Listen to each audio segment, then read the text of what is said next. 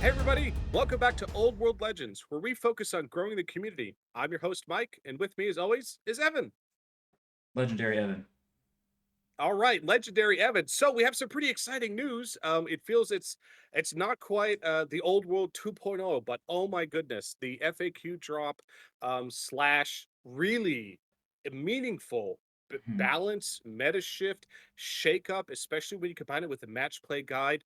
Oh my goodness, Evan, it really feels like it's just going to breathe so much more life into the game. Suddenly, all these things that people weren't looking at before, you're going to have to take a new look. Infantry suddenly has a lot more teeth. There's value on the table. The high ends of the game, in terms of the powerful characters that we were concerned were a little bit too strong, they've brought down. There's so much to unpack here, and it's just really exciting. Yeah, that's very true. And I don't know if everyone is necessarily taking the immediate impacts of the individual rule changes as clearly as I think that they're going to ripple out. One thing that we do see, we do not, or that we don't see, is we don't see points changes to every single army. So if you are one of those people who bought an army a year and a half ago and is still painting it, you don't have to go, oh, crud, I can't bring this, or now it's only 1,500 points. It used to be 2,000 points yesterday. Now it's some number of a different number of points. No, that's not going to be a problem for you. So this is rules that are just going to make armies that I think are more like what you see in the book as a here's what Mhm. we think the game's supposed to look like. It makes those work a bit better, and it makes the armies that look very silly or maybe combine elements that are not supposed to be combined not as powerful by comparison. And so we'll go into the implications of some of these things because I think that when you know all of the changes, you can look at each of the individual changes in a more holistic way. Yeah, absolutely. And I think Evan hit the nail on the head spot on there that this is not kind of that much more aggressive approach we've seen Games Workshop take with 40K or AOS or some of their other balance updates, where they literally will nerf or obliterate something into I'm not going to take this anymore, or they've made the point so extreme the army that you're working on is no longer valid. In fact, it's very much not that at all. But there's still some pretty big meta shakeup implications here. I think the best way to describe it is the highs they brought down a little bit lower to make them feel better, and the lows they raised up a little bit higher to make those feel better. So hopefully, I mean, a lot of the core of the game was working really, really well. There were a few Yeah, things, yeah. outliers that were kind of some challenges, but I think this is really getting closer to the sweet spot. So this really wasn't about changing up everybody's army. This is really just about shaking up the meta to be something that players are, I think, are going to have a lot more fun with, actually. Yeah, for sure, for sure. All right, so let's go into it. So we're not going to read everything individually, but let's just talk about some of these changes. So I think the first one is here in blue. I think this is one of the biggest ones. Is basically just saying you have to be unit strength 10 to have the close order +1 combat res.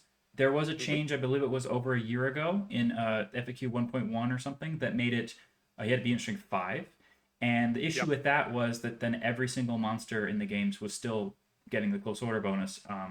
And then there was no real advantage to bringing ranks of units really to try to get Yeah, that. it was really promoting MSU play, multiple small units, and I don't think that was their intention, but that is clearly how everybody started playing the game. And so clearly, you're going to see a pattern of this in here, where they're trying to promote larger bricks of infantry units, and this is one of those changes that, by itself, is not such a big deal, but when you add it up with all the other changes, it really starts to paint a picture. Yeah. There's also a change to not just the magical vortexes here, but also just every single individual magical vortex because kind of they've changed the rules on them in a few different places. But the overall change is that every magical vortex now it does not just bounce through in a given direction and hit every single unit in that straight line until it has murdered your whole army. They saw that as too powerful. So if it moves into a unit, it stops. Like so, in other Hmm. words, if there's not enough, if you didn't roll high enough for it to just go all the other side, it will stop on top of the unit, and then it'll move in the smallest amount possible to just get past the unit. So it doesn't continue in the same direction, it'll move sideways to just kind of push past them. This is really interesting because it means your little banshees and your, for example, if you have a demon slayer for dwarves, he's always just hanging out by himself, and then just pillars of fire Hmm. or even just random vortex that could just bounce through him and murder him all day long. And now, as long as you're not like the closest unit, you generally won't have that happen to you. Yeah, in fact, even the vortex could even go backwards. Yeah, That's something to keep in mind, that it is saying it moves the distance it's going to move. And then once it's moved that distance, figure out the shortest path possible, left, right, forwards, backwards, whatever it is, to get off of the unit and not go off the board and don't hit another unit. So it's specifically saying it's gonna just smash into the things it travels, and then after that, it's not gonna smash into anything else, which I think is fantastic. It's gonna feel so much better because it was such a feel bad moment that's happened. And even to just jump the gun a little bit here, as Evan was pointing out, the biggest culprit of this was, of course, Pillar of Fire, because you could choose the direction it's gonna go. And again, since we're talking about vortexes, let's just kind of dive into the other thing. The Pillar of Fire, Yeah. thank goodness, is now you don't get to choose the direction.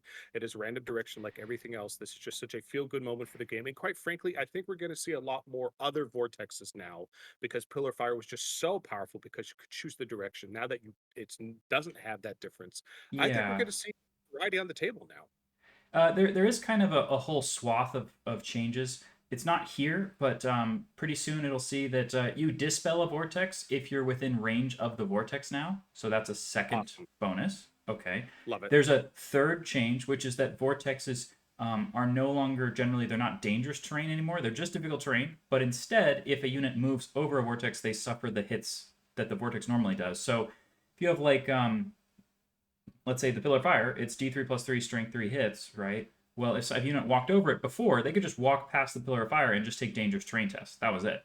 And one of the problems with that was most of the time it's just a single monster or something, and it would just walk over it and not roll a 1, and it wouldn't suffer any damage. But you know what would really suck is if you had a whole unit of like 20 Dwarf Warriors and they walk over the pillar and they all had to take the dangerous terrain test, and a third of them just died. So it Yeah, made it, ranks it of was pretty. units way worse at walking over pillars of fire and stuff like that.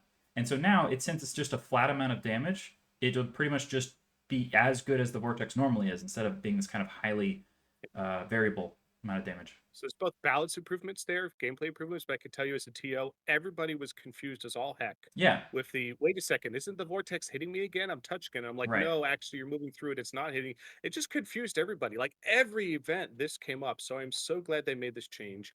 It just makes so much more sense. It's so much cleaner. I'm really excited for the, again, not an individual change, but all the changes added up to vortexes. I'm really excited for that. I think it's going to be great. Yeah, I do agree. However, the one thing I would love to see, because the FAQ came out, I think it was about a year ago, that said if you roll the scatter dice for the vortex and you roll a hit, it doesn't move. I think that I really don't like that. I if I was just writing this myself, I would really like that if you roll the hit marker and it does get a hit, you get to pick the direction, but that's only a third of the time. And it's also every vortex would just be, hey, sometimes I'll pick and sometimes I won't. I don't know. And then if you, especially if you combine that with this whole, it can only bounce through basically a single unit at a time, not multiple. That's, I don't feel like that's that bad. I think they might have quadruple nerfed the vortexes, but we will have to see, because they also lowered the dispel amounts, which is what's coming up next. So under casting spells and dispelling spells, it says, hey, look, the bonus you get is now your level of wizardry divided by 2, rounding up. And Hmm. for everyone who doesn't like math, it's just level 3 and 4s are +2, and then level 1 and 2s are +1. Hmm. Yeah, and so again, they before it, we all really felt it playing the game that the level fours were just so much more powerful, +4 to your die roll and dispel roll, casting and dispelling, than the +1 or +2 for the level twos. Effectively, we almost never saw level ones and level twos in the game. It was almost exclusively a level four game. And in fact, it was such a big, meaningful difference on the dispel because everyone was bringing the level four +4 to cast. You were almost forced constantly to take a level four just to be on defense. So it was just too high. So again, this is where I don't feel that they nerfed it. I felt they just have brought the ceiling down, which I think is very, very healthy for the game. Yeah. And it's, and magic is still, the magic spells are just as powerful as they were before. They're not less powerful. They're still a very meaningful part of the game. But now you're like, hey, maybe I don't want to spend the points for that. Is +1 more to cast really worth that points, or another spell slot? We'll get into that in a minute. So this is really good. And also, again, you're going to see ripple effects with magic resist is now more meaningful too, because they didn't need to make magic resist more powerful. The fact that you're just getting less pluses to your dice rolls with Yeah. casting, all of a sudden the magic resistance is now significantly more effective because you're not casting at +4, you're casting at +2. So there's a lot of implications here that effectively it's going to be harder to get your spells off. But when you do get them off, they're still going to be just as effective. And there is absolutely a reason now you should be evaluating: do I really want to take that level 3? Can I take just a level 2 and use those points somewhere else? And is it really always worth upgrading a level 3 to a level 4, which we always saw before? I don't think we're always going to see that now. That's true. The other thing that's going on here is that every other source of bonuses to cast that you can find are now more interesting and important. So For example, Empire, there's a item called the Wizard's Familiar that gives you either well, one of them gives you the +1 to cast magic missiles and assailants, and then there's another item they have that's +1 to dispel. And both of those items are now relatively a lot more important because Hmm. a lot of people just don't have items that do that necessarily, or they have other downsides. So all those other little cool little bonuses that you can find that are kind of faction specific become very interesting, I find. Yeah, you should reevaluate them now because the Yeah. delta is so much closer. Suddenly, just like magic resist is more meaningful, the plus even +1 to cast is more meaningful, and that the same bound items are also a lot more meaningful too. Bound items typically before we didn't see too many of them taken all the time, besides the Ruby Ring of Ruin, because it was just so hard to cast the bound item spells because typically they're only +1 or +2 to cast, and so the level 4 wizard would just just shut it all down left and right. The other opponent doesn't have +4 to dispel, all of a Yeah. sudden a bounce spell level 1, level 2. Okay, I can actually have a really good chance of getting It's some of more these up off to now. randomness instead of positioning Hmm. because the game before it was more about do I want to be within dispel range or do I want to be outside of dispel range, and this is why having reserve move was insane because I was like, cool, I'll walk at a dispel range, cast everything I want to do, then I'll just walk back Hmm. into dispel range when it's your turn. So now it's up to you. I'm blocking you on your turn, but I didn't get blocked on my turn, and so reserve That's move right. can be was very wild on wizards. I think that'll be really reduced now. It'll be less important. Um, and I think we've potentially glossed over, and I hope other people have not missed this, but there is a change right here that says a wizard can only cast the number of spells equal to their level of wizardry per turn. That's That's huge, huge. actually, because there Huge. are lots of factions out there. I think there are four that have some kind of item that gives you, I know one more spell than you, and Hmm. that item is very useful for like the 15 points it usually costs. But it also just meant that like a warrior chaos wizard or a vampire count or something would be able to cast 5 spells as a level 4, and that was just Hmm. wow. I'm just dunking on you. And Yeah, could be yes, impressive. so they have locked that down to saying, yeah, sure, you can know an extra spell, but you can only cast that same. You can only cast your wizard level. So perfectly fair. I find that that's great. I also think that that would be a great way to counter the idea that I'll just take a bunch of level ones with spell familiars because the bonus doesn't matter as much anymore, and I'll just use that Hmm. instead of buying the level 2 upgrade. Right? That's probably why this is in here because if you didn't have it in there, then all of your necromancers and Warriors of Chaos Wizards be like, cool, I'm just gonna take a bunch of level ones with spell familiars, and I just have it's like I'm level 2 for cheap. Yeah, it feels like this is very well thought out. Both thinking about how it's going to impact things on the high end and how players would, try and maximize the system from the low end. It's like, okay, what if I spam level ones now? So Yeah. I'm really, really excited to see that. I think that is a very crafty, clever design that creates an interesting choice, and that's what I'm always looking for when playing the game, either in list building or on the tabletop. Are the rules presenting me as a player, as the attacker or the defender, interesting choices? So I think that's a really interesting choice. I'm excited to see how that plays out. Just to point out really fast as well, the version number of this document is 1.51. I believe that the last errata that we had was something like 1.2. So the version number internally at Games Workshop has probably been incrementing quite a lot in the last year. And they didn't release it all, probably after seeing that, they released an FAQ saying, okay, dragons are too powerful, so every single rank of a missile unit can fire at a large target.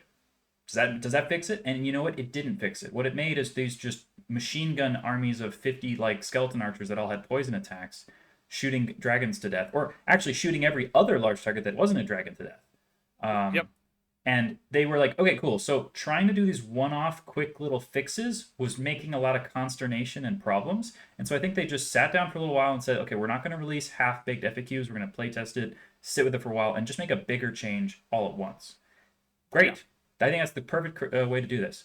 So And to the naysayers out there, I don't think no, they just inflated the number because they thought it'd be fun to inflate the number. I genuinely do believe the reading these rules, they feel are they perfect? No, but do they feel thought out? Do they feel that they've caught more the gotchas or the things they might have missed than typically the previous updates? They absolutely do to me. I think they do to Evan. I think they will to the community. So I do believe strongly that the design team has actually been very proactive, very busy, and they've been iterating and playtesting these rules for months before they've released this.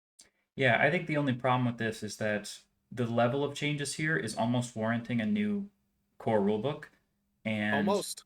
I, Almost. but that's fine because I would much rather have these changes be there for people who are aware of them, who can learn how to play them, as opposed to just saying, yeah, we'll just wait for the next edition. Let this edition be broken, right? Like no, much rather just have it be fixed now, especially if there is a problem with the way that this works and it needs to be updated for edition 2.0, right?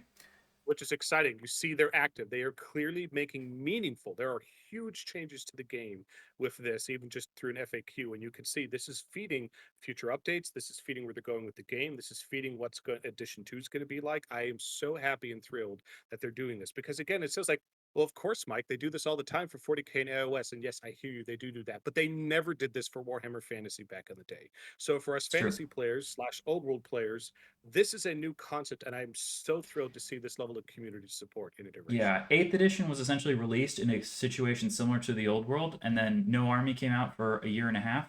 And then when the army did come out, it didn't have any kind of FAQ that fixed the core problems of the game. And after years, eventually people started to try to say, okay, no six dicing purple sun or whatever, and they started trying to FAQ some of that stuff because there was certain elements of the 8th edition book that were just broken, and they didn't do this. So this is a great positive step. Let's not skip over just because we're still talking about wizards right now.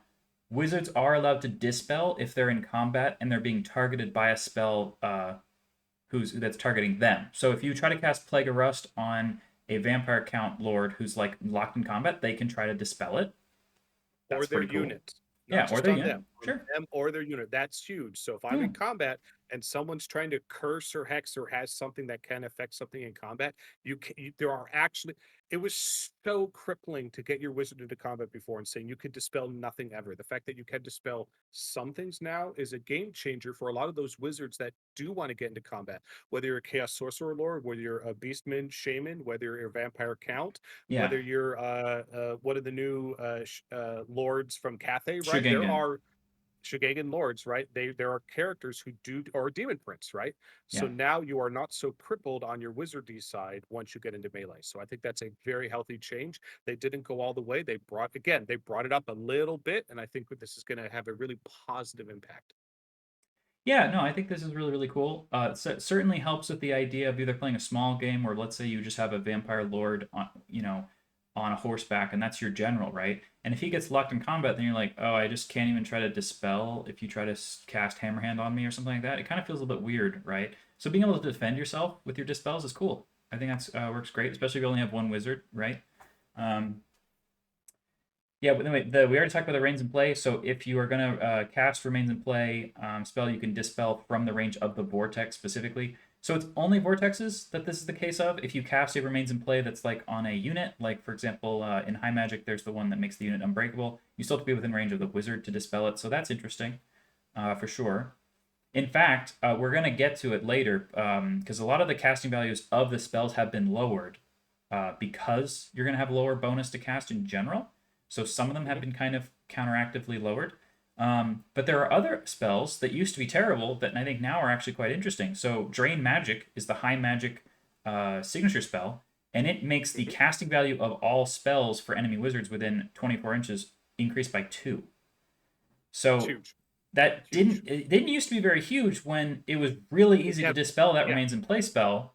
And so you had a +5 to dispel it or something. Yeah, and you could just dispel that right away and then ignore, and then it did nothing because you're just going to cast everything else immediately after it. But now if you fail to dispel that, or if I'm out of range or something because you took lower level wizards, well now your spell casting values are higher, and with lower bonuses, that's actually massive.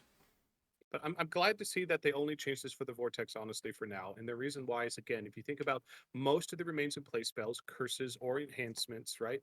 Enchantments, they are shorter range typically, right? They are get within 12, get within 15, get within 18 for some of the longer range ones. They're still relatively close. So again, getting within 24 inches to dispel from where that wizard is, that's still a meaningful thing. And again, it's not completely removing the positioning of the wizard or the reserve move. It still has some play in the game. Where it was really punishing, it felt just not fun before was vortexes because you cast the vortex 15 inches away and then it moves another 6 inches and the wizard goes 6 inches reserve move. Suddenly the wizard's 30 inches away from where the vortex is. It's like, well, crap, right? So that was again the big defender. So I'm glad that they didn't remove this depth to the game. The wizard positioning and strategy is still there, but it's feel bad moments was when we saw with the vortexes because of the distance delta. I also think that it's going to improve the playstyle of bringing multiple wizards and putting them in different places. So you have maybe a different kind of backup guys to cover dispelling in different areas of the table. It's awesome. Because it previously was the case that bringing any wizard who wasn't level 4 was almost pointless, even as a dispel prevention threat. So you would only have one. So it was either I'm in range or I'm not. And so anyone who had a dispel range bonus or a reserve move on their caster would just feel like they were Mhm. playing a different game than you. Yeah, suddenly that level 1 who typically would there was no point. It's like I shouldn't even bother rolling my dice versus that level 4 casting a spell. Now all of a sudden that level 1 versus a level 4, he just has a +1 delta to his cast versus my dispel. I absolutely can position level 1s as dispel board control positions. That's fantastic because those are much more affordable. Now you're actually I think we are genuinely going to see level 1 wizards in the game, which we never saw before. Yeah, I think that Beastmen in particular, like you have a lot of ways to get casting bonuses, and then Mhm. you've got magic missiles as your signature spells. So there's definitely an interesting little like I've got a whole bunch of little Wildtide dudes. Try that. Mhm. Again, everyone is afraid of the Hagtree Fetish Wildtide guy. That guy is just getting rerolls to wound, which is statistically about as good as just casting the same spell twice. So if I just have Mhm. fewer, and if I don't have a reroll, but I just have more guys casting it, it's about the same thing. So Mhm. Yeah, see what happens. all right, so they rephrased how ward saves work, but it doesn't change anything about the rules. It just clarified that Plague of Rust doesn't lower your ward save. I think the armor Yeah. value they used in the core book was a little confusing for people. Or other places. This was just a really just a word tweaking, and they also cleaned it up with regeneration later too. It's the same thing. It's just saying, hey, if some it says some special rule somewhere says it improves your armor save, that does not impact wards or regens. It specifically needs to say it impacts wards or regens. It is literally just cleaning up the word verbiage for people who were making that case. Okay, so they changed fighting rank to say that Oh any yeah. model in a fighting Ooh. rank has to be within their movement number of inches to be able to make attacks. So Hmm. what's interesting about that is that for 25 millimeter infantry, as long as their movement value is at least one, they can be like behind a guy and be within range of the enemy. Hmm. However, if you are actually bigger than that and your movement somehow got lowered, you could maybe be out of range. And then the main way that this is impacting the game is that if you have a line of 15 wide dwarf rangers, they are not all going to be able to make attacks against you if you charge in with like a chariot. Yeah, this is really uh, their way of, and I think gracefully handling what was called line hammer, which was taking a big, whether it was black works or something else, and you're like, well, because I just had one attack anyway, I'm just going to have a big long unit of 20, 30 wide. And so anyone hits me in combat, every one of my orcs gets to attack or models gets to attack. And this is their way of addressing it gracefully. So they're, if you still want to string your guys out, you can, right? Rather than saying you just can't do it. I really love that they just didn't take away that you could do it. You can still do it, but it's not going to give you all those attacks. And I also love that there's the depth of if you move faster, more guys can attack. I think that's great. That actually added depth, in my opinion, to the game. That added strategy. That added an interesting choice. And suddenly now, where infantry will have lower initiative, but again, cavalry models who have higher movement could be more strung out. But again, affording a wide cavalry to string out, that's also more really hard to move across the battlefield. Anyway, this, in my opinion, is fantastic rule design because not only addressed a problem in the game that created feel bad and just didn't feel right for the game, it created interesting choice and Yeah. depth to your positioning on the battlefield. I love this Yeah, change. it helps with verisimilitude as well, because it makes sense that if I have the movement to reach you, shouldn't I be able to just run over there and hit you? It's awesome. Yeah. It's a great update.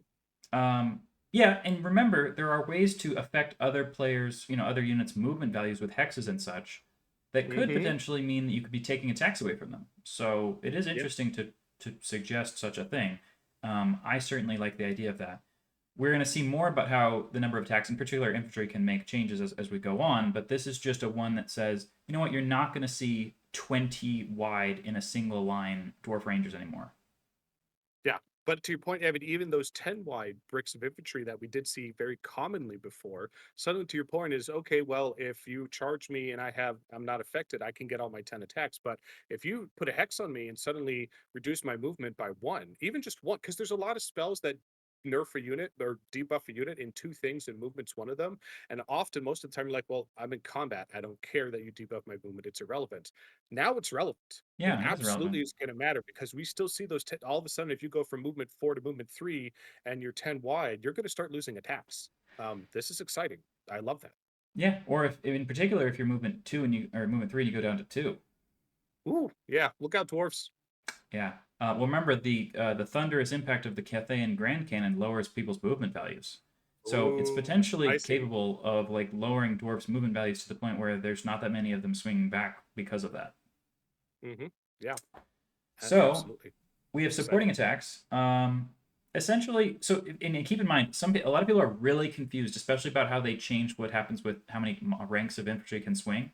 There is a core rule that is not changed with an FAQ that says if you are not in base to base with the enemy, you can only ever make one attack. Yep. Okay, so if you have two Cool. ranks that are somehow the fighting rank, even though it's the fighting ranks, um, doesn't matter for the number of attacks each model can make. They have to be in base to base to make more than one. Okay. Yep. Okay. Um, yeah, so this one is essentially saying that the supporting attack can only be made if they're within their movement value of the enemy unit. Um, and it's the same limitation. So if you have, Yep. let's say, two ranks of guys can fight, and the third rank has a spear, well, if their movement value was somehow lowered to like one or something, or if you're in a really wide line, like a line of 10 wide by 3 deep high elf spearmen or something, some of those guys might not be in range to make attacks. And fair enough, Hmm. it's pretty easy. It's just take your movement value and just see if who's actually in range, and those are the guys that get to attack. I think people will figure this out real quick. And I think the Yeah, biggest, to Evan's point, is again, there's a lot of updates here. It's pretty easy to get confused or to make mistakes. And again, this is a very big game. There's a lot of rules. There's a lot of depth. But let's go through our example. If I have a unit of, let's say, chosen Chaos Warriors, right, who would have 2 attacks apiece versus 1 attack, right?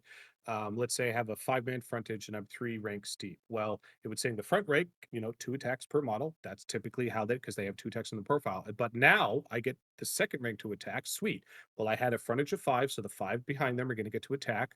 I'm assuming they're within its distance of whatever they're engaged in and such, but they don't get 2 attacks in that second rank. They're getting 1 attack. So it means I get 10 for the front rank, plus 1 if I have a champion, and then 5 more for the rank behind them. So I'd get 16 right. attacks in that example. Right. And then, however, they're all the same fighting rank. So if I charge into you with Swordmasters and I get to attack first and I kill 3 of them, normally you Ouch. would kill the front 3 and only the back ones would get to make their 1 attack each. Because they're all the same fighting rank, that's not how it works. You can remove the 3 from that second row and then no one has stepped forward so they don't lose their attacks. So you remove the 3 Hmm. from the second row and all the guys in the front row still get their 2 attacks each plus, whoever's left back Which behind. is really exciting because Yeah. there's only so many units infantry in the game that have 2 attacks in the base profile, not a ton. The fact that this effectively, it's not giving you a step up, but it's allowing you to retain an additional advantage, attrition advantage for having a model with a 2 attack, because typically they don't get to swing at them very often right now. That's awesome. Yeah. That's fantastic. It really makes those elite infantry that do have 2 attacks just that much better. Yeah. So let's keep going with some of these other infantry changes. They're a little bit spread out, but we're going to talk about that because I think they have the most that's been changed. Um, Mhm. so the initiative bonus from charging is capped at 10. I think that was just a mistake to not include it. I really kind of wish they had just said, hey, all stats in the game are at lowest 1 and at most 10. I don't know why they don't do that. They have They've individual done that in places. edition. I don't know why they chose not. Yeah. They still say you're still capped at 1, but they don't say you're capped at 10. I agree. It would just be Like for easier if they just. example, with Beastmen, there are ways to get more than 10 attacks, and I'm pretty sure that's intentional because they don't say you're not supposed to. You're only supposed to get up to 10. Correct. So I think you're allowed to get more than 10. You can. They did delete some of their other FAQs. Like for example, this ward save one is a way to rephrase the rule so that they don't have to have the FAQ before that had talked about plague arrest and armor save values. So Hmm. some of them are going to actually be some of this FAQ is actually shorter than it used to be because it got rid of some overt clarifications. They changed Yep. fly so that you cannot pursue a fleeing unit with your fly move. Now Hmm. that was probably a bit overpowered because what happened was you could charge into someone with fly, kill them, they would run away. Like let's say they pop through another of their friendly units who were now blocking you, but because you're flying, you could just fly over that unit that's intervening and then just murder the guys who just went away, and it was very annoying. It's like you're just flying down, hopping, and back up again, like you're some Hmm. kind of paratrooper force or something. It was a Well, little it bit just annoying. sucks on the defensive side because again, there's a compelling defensive mechanic. If I'm intentionally going to have another unit behind this unit so that if this unit breaks, they're going to flee through my unit. I'm confident my unit's going to stay or I'm going to pass my leadership test and no one's going to panic. And then you're going to run into that unit. Like you could actually have that buffer zone so units don't get run down. But Fly just overrode that previously and made it so that was not an effective strategy. Now that they've changed it, that is absolutely an effective strategy to put back on the table. So we also have a change to frenzy. Now I was not seeing this coming. I think this is probably because they gave infantry a lot more attacks. So frenzied infantry would have potentially a lot of pushback when they got charged, and maybe they didn't like that. So frenzy is now if you've made a charge move or you've made a follow-up move. So that means like if somebody gave ground and you pursued after them, you get +1 to your attack's characteristic. That's interesting because now if I have like let's say frenzied like savage orcs or witch elves and you charge them in the front, they don't have the bonus attack anymore. They will have more attacks or about as many as they used to because they're going to have 2 ranks of guys to swing with, and the guy in the Mhm. back in the second rank gets the 1 attack. So that's kind of like adding 1 per per model, if you know what I mean. Mhm. And that was in the front. However, you don't get the 1 from the frenzy. So that's interesting. So I there, think this is a balance feature, and it's probably fine. yeah. And before you ask, like, well, what happens if I lose or I give ground and I get my frenzy then? Well, you lose frenzy if you lose combat. So that's why they don't need to address that. Yes. Um, Also, so here we have it does clarify that the rider doesn't confer it to their mount or vice versa. However, this is changing the paragraph from what it used to say, which is that basically a mount could never become frenzied. And that was a big Hmm. bummer because then the Battle Lust spell, if you cast it on a cavalry unit, it would only affect the riders, not their mounts. Hmm. So this seems to imply that the spell is now going to be able to affect the riders and the mounts, which makes that spell significantly better, in particular for the armies that can take it, like Empire. Like if you want to cast on Demogorgon Knights, then being able to Yep. make that apply it to both of them is very cool. I think that's. I always thought that's how it was supposed to work, and the language before made that It totally was a little quashed. wonky. Yeah, and So it clarifies it for like the mana core. If the mana core gets yes, frenzy because it loses its shit, it's getting frenzy. The rider is not also the chaos lord on top is not getting frenzy as well from that. So and that makes I think perfect that's good, sense. good clarification. Yes, Okay, that's good. so impact hits happen before challenges. Ooh, so we now have a out of initiative phase. We actually have two in this FAQ. Yes, Out of initiative, the typical initiative phase. They've broken before they stuck pretty strong to the rule. Everything happens an initiative from 1 to 10, and that's yes. never going to change. Everything that is no longer true.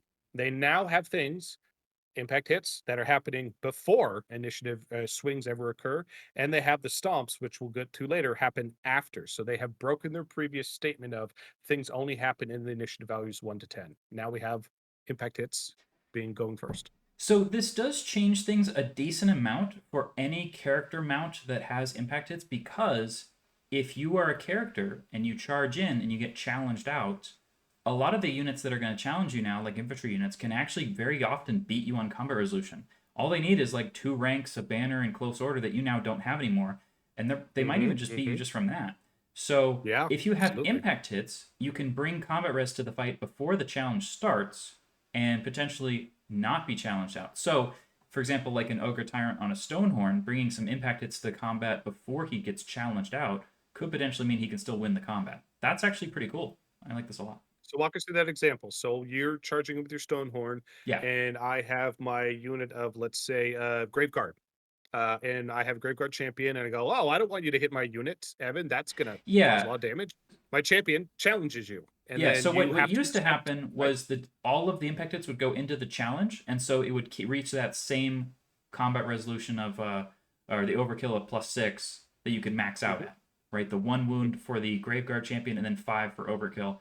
So it Yep. would just go into the same limit. But now, if But the impact hits now, happen first, I can do impact hits and kill 3 or 4 Graveguard from that, and then go into the challenge and stomp the Graveguard champion to death to the max overkill, and my total combat res will be 10, perhaps. hmm, hmm, yep. So I think that's a really positive change because it means that things that bring you impact hits are generally not the monsters that we saw as being overpowered before, or for example, bringing characters on chariots. These were not as powerful as bringing monsters that relied on stomps, for example. Yep. So Hmm. impact hits being a little bit of a solo monster solution as opposed to a problem is actually pretty really quite cool.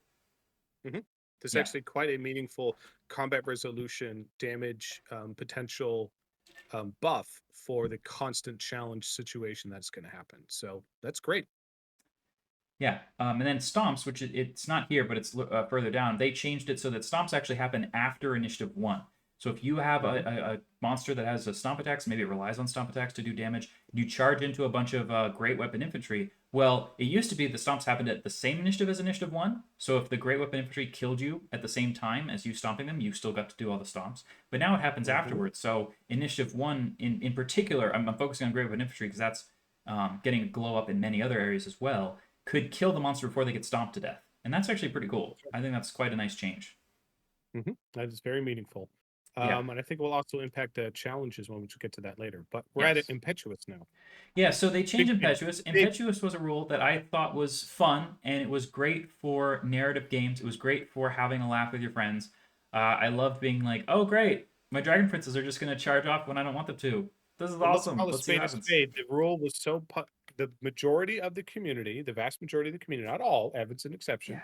The vast majority of the community thought impetuous before being a 50-50 chance was so punishing, so unreliable, they would never take any unit with impetuous, which is a problem because there's actually a lot of really cool units that have impetuous, tons of them, and multiple, almost every army, and we would never see them on the tabletop because of the way the role was run before. So they've changed it now, and I Yeah. think we're going to see impetuous units all the time now. Yeah. In an entire faction, every orc and goblin who is not a night goblin or a black orc had Impetuous, and none of them were ever on the table. Never saw them. It was sad. And I think that the Yeah. regular orcs, even before all these FAQ changes, were fine. They were very cheap, toughness 4. They had a lot of, wounds. They had toughness, they had a decent amount of damage they could bring. They could be big guns. I was like, yeah, these guys are fine.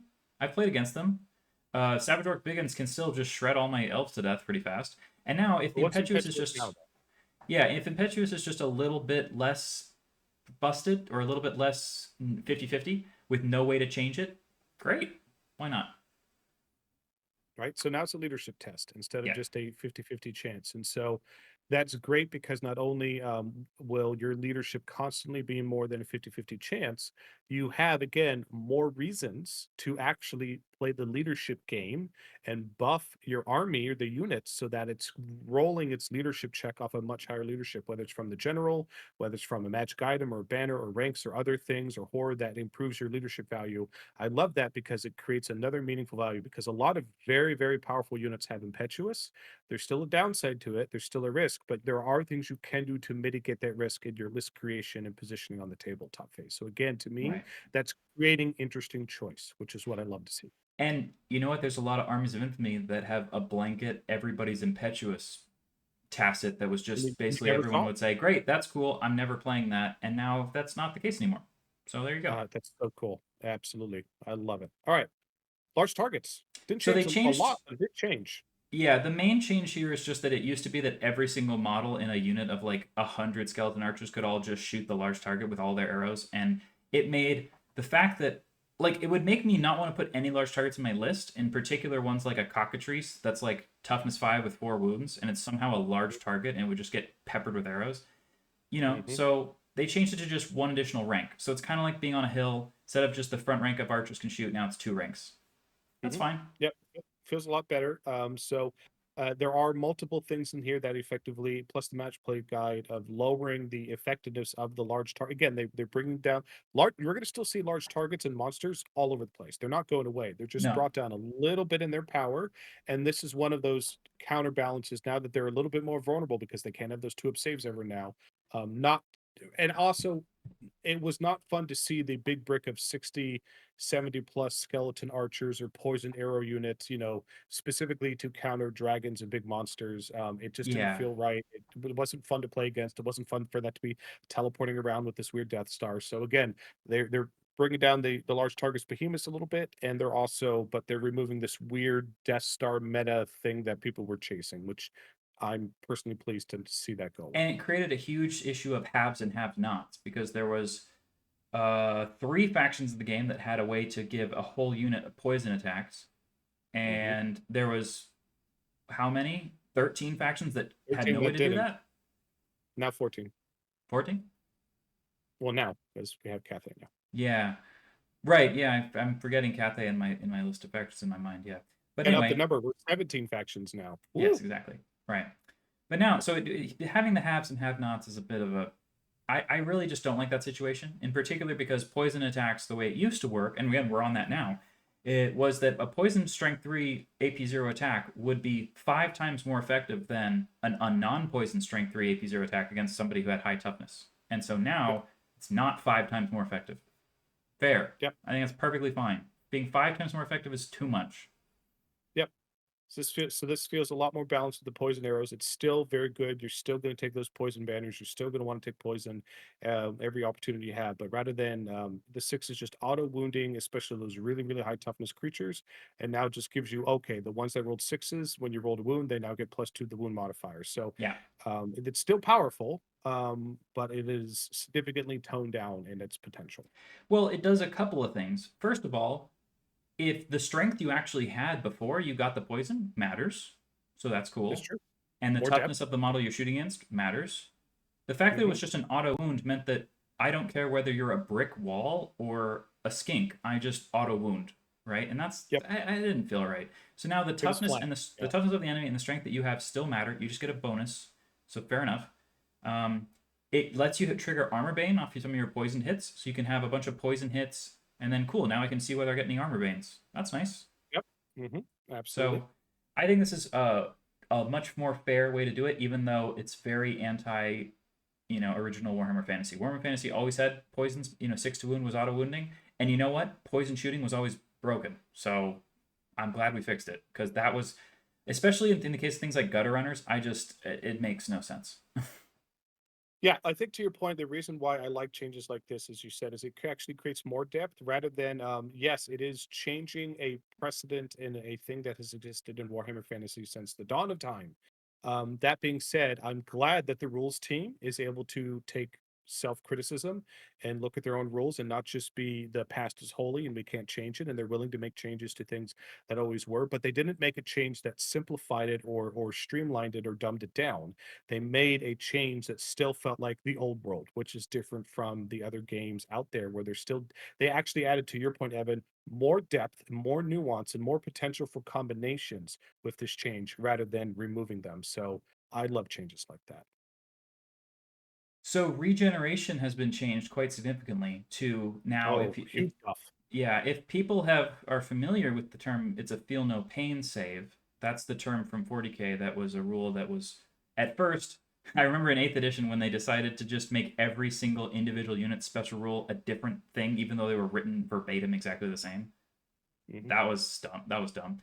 But anyway, Hmm. eventually it turned into feel no pain, which is after you've lost wounds, you then roll the dice to see whether you don't lose them.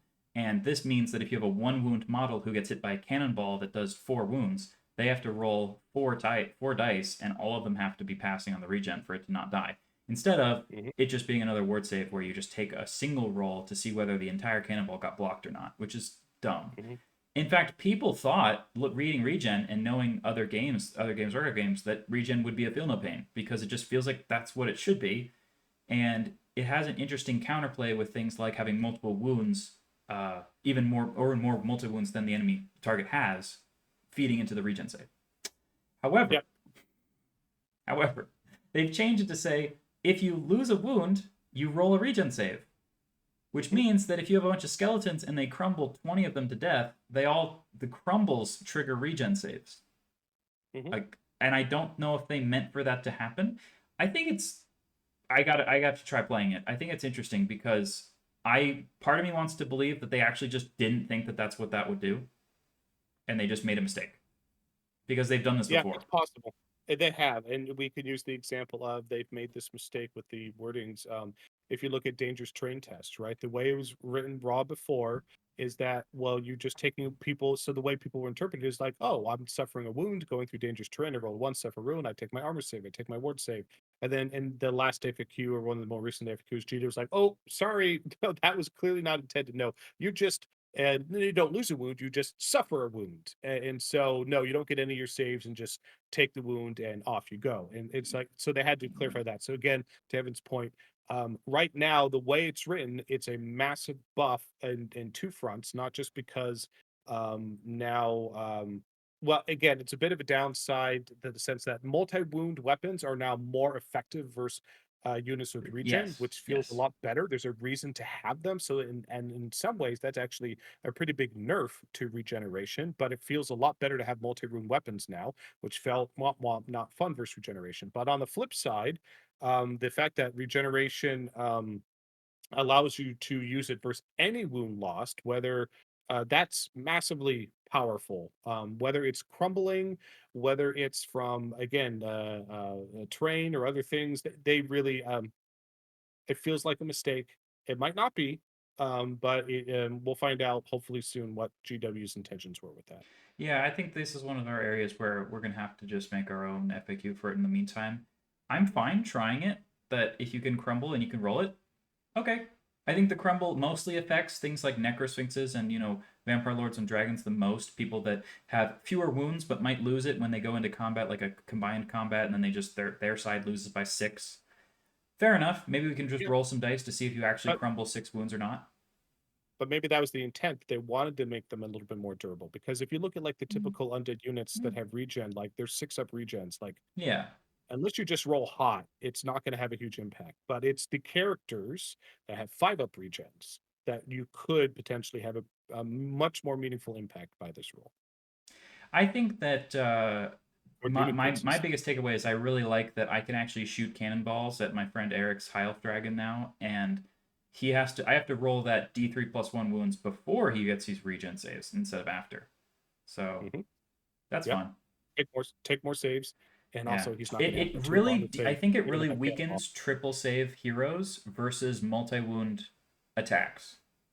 I This think rule. that was clearly intentional. That was the clearly the uber buffed up lord on the dragon with a 2-up armor save and Right. a 5-up or 4-up ward save and a regen save. This is one of the ways I believe they clearly tried to target that in an elegant way to address it. The other side, we'll find out whether Yeah. that's going to be an issue.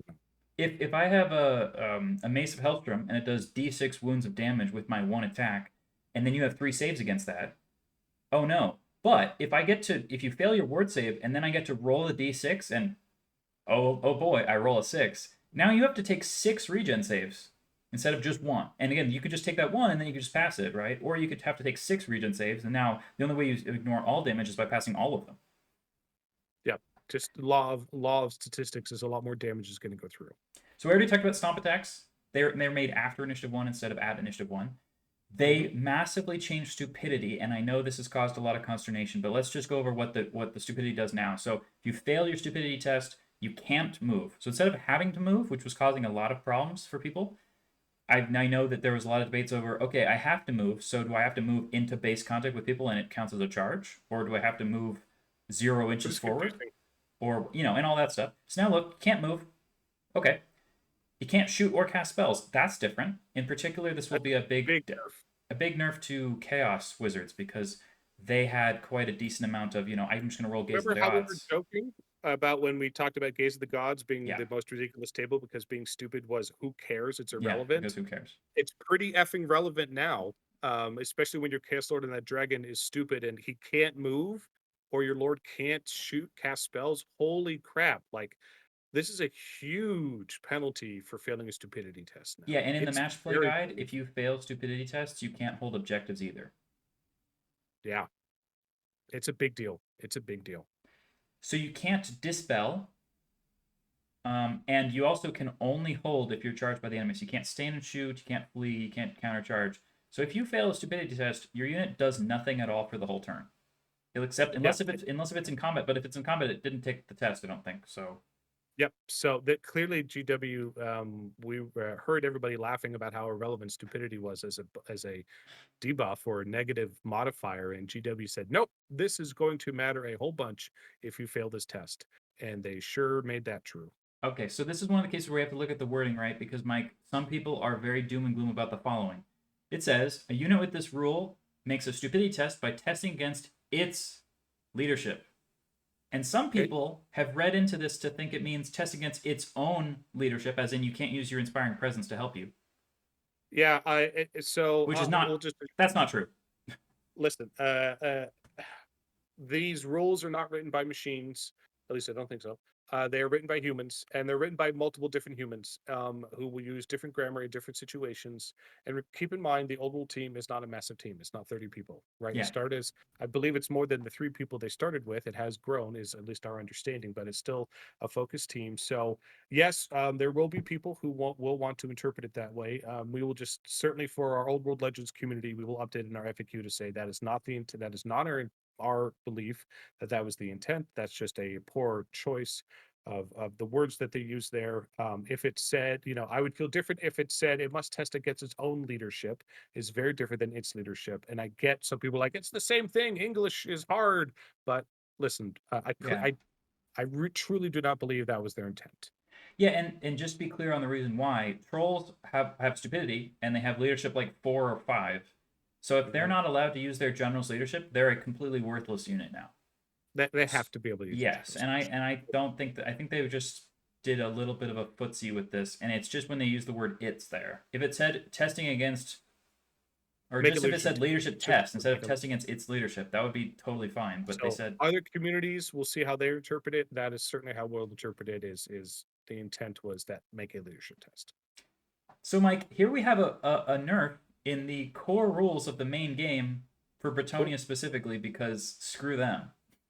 oh my goodness! What? But I love Bretonia. What's wrong? What happened? They just said units that Vanguard can't declare a charge during their first turn because Bretonia exiles were obnoxious. Well, Bretonia Exiles are a very powerful list, and definitely they're a very popular army, and that definitely led to some feel bad units. So that's not the only unit that could Vanguard. Certainly, the Vanguarding and Yes. charging, that was the army we They were saw the only by unit that far could the most Vanguard and in. charge 28 inches with a lot of very Right. powerful attacks, including lords in So that unit. this is a very, very, very good change. I'm very happy they put that in. But let's also not gloss over what did they change the Swiss Stride, Evan? That's also above it too. What So happened yeah, there? they changed Swift Stride, the wording of it, but it doesn't really. It just works the same way. It just means that you pick the d6 for your modifier before you roll it. So if you declare a charge, that's like you would never make it without Swift Stride. You can then wait and see whether they flee or fail their terror check before deciding to just not roll the d6 and then fail it, so that you can, like, for example, I might want to try to trigger a terror test on somebody, and then depending on whether they flee or whether they don't, I could then decide to either use the swift stride to try to catch them or not use it, and then definitely not make the charge because I won't have enough inches to get there. But that's all pedantic as heck, which I was not even going to talk about that. It's mostly just the same as it was before. Okay, so the next one, Warband. The only thing Hmm. that they changed here is that you can't use your leadership for restraint, or if you're an impetuous warband unit, you can't use the rank bonuses from warband to help you with not declaring the charge, which makes perfect sense to me. Yep, makes sense. But then if you do charge, you get to reroll. So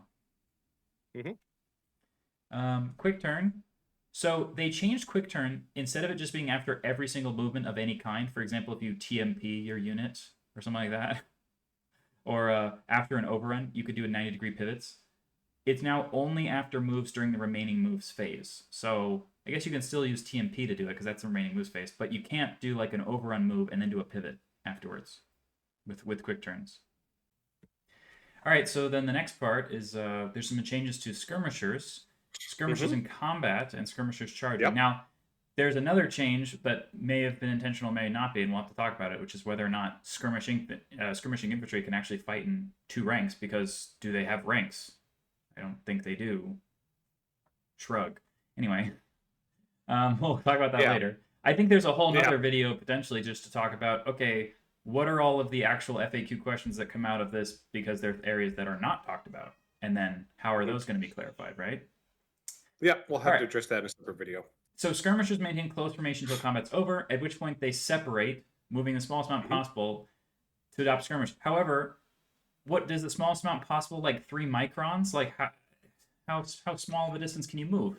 So yeah, so I see people immediately reading this and their takeaway from it is, well, the typical answer is 0.1 millimeter is what people typically default to, and they're like, what's the point of doing that?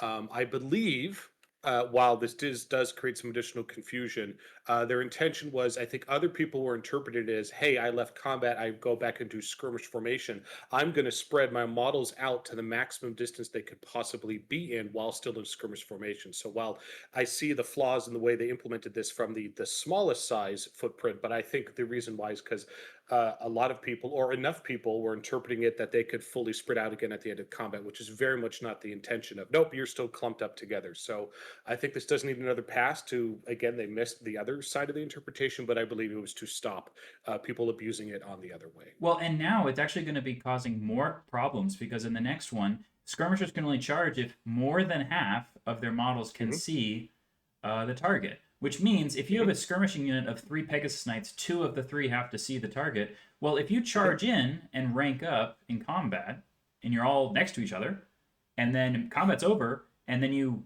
spread out by a tenth of a millimeter, Hmm. okay, then guess what? They're still in kind of a line, which means they can only really see forwards and backwards. They cannot charge to the sides anymore Hmm. because Yep. only one guy could see that way past the other dude. Hmm. Now, Yep. I think that's perfectly fine and intentional, but what I'm saying is, and I think that's there's plenty of ways around that. So when you're moving around, normally you move your Pegasus Knights in like an X formation so they can enough of them can see in every direction. Fine. But as soon as you're in combat and you do an overrun move or anything like that, you're now lined up, which means you cannot see everywhere anymore. Yeah, I think this is one of the examples where I think probably needs a second pass. Honestly, while there's a lot of frustration of the way that skirmishers play out in this edition, and this is clearly their attempt to address that. I honestly, I genuinely don't see it as such a big problem or abusive with any Sure. other unit in the game except Pegasus Knights. It really feels like the Pegasus Knights are just the extreme version because they move so far, so fast, and hit so hard, and they're one of the most powerful units in the game. And it doesn't seem like GW has been wanting to nerf them in a meaningful way.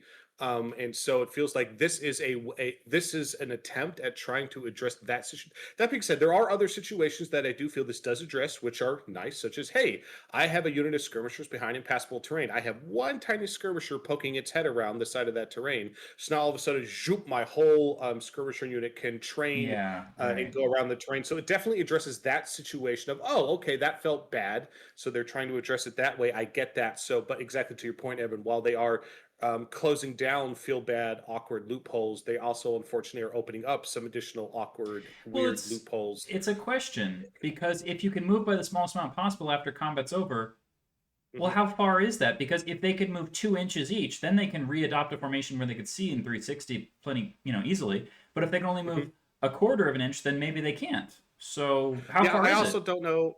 I also don't know that they're whether this was intentional, whether Right. they're thinking this through. Because again, what this actually creates is a whole bunch of situations where you can intentionally, a veteran player can prevent Pegasus Knights from charging all sorts of things through screening in fancy ways now, such as, right, I have, let's say, a big brick of let's say black orcs, right, and they're 8 wide or something, huge frontage, and there's a big brick of 6 Pegasus Knights in front of me. I don't want that to charge my black orcs directly. So typically, in what they would just do is like, hey, I put a unit in front of them. They're just like, well, we're Pegasus Knights. We're just going to hit the side of the black orcs that are exposed. It couldn't charge all 8 models, but we could charge these 4 on the side that aren't shielded by your other unit, and they just rank up behind them. But now you could just go, hey, I'm just going to screen out, let's say some wolf cavalry, right?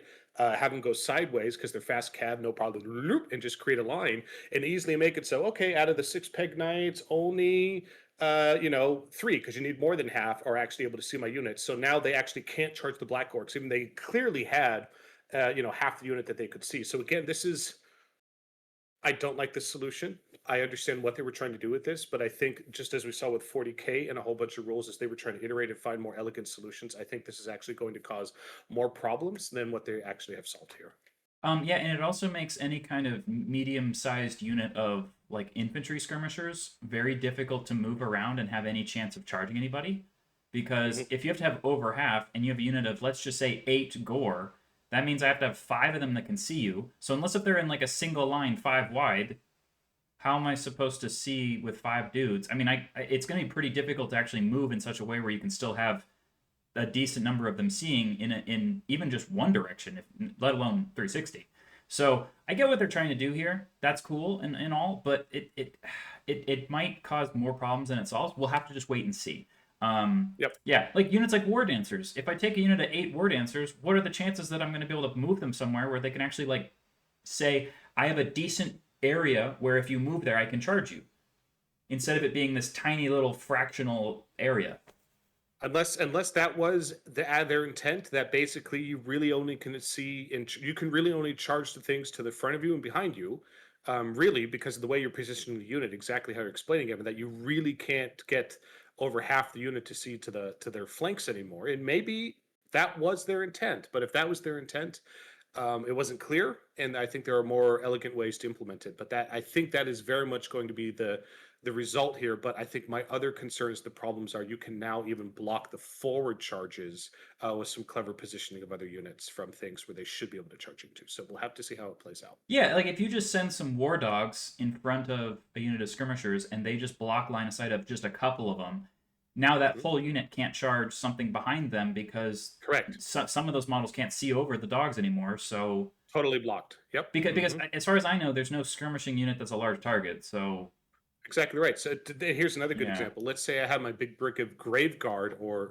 or that I don't want to get charged by the Pegasus Knights. Previously, I'd put my Fell Bats directly in front of the Grave Guard. So okay, they could only get one to the graveyard, so they're going to want to charge the bats and then overrun into the Grave Guard. And yes, they're still going to hit me, but at least they're not going to get the first charge because they didn't go 3 inches; they only overran 2 inches. So at least I get some sort of speed bump benefit. But now but they were going to hit me no matter what because they were 2 inches away from me because the fail bats were literally touching them. Now, yeah. exactly right. I'm just going to march my fail bats right up to the Pegasus Knights 1 inch away and just create a line.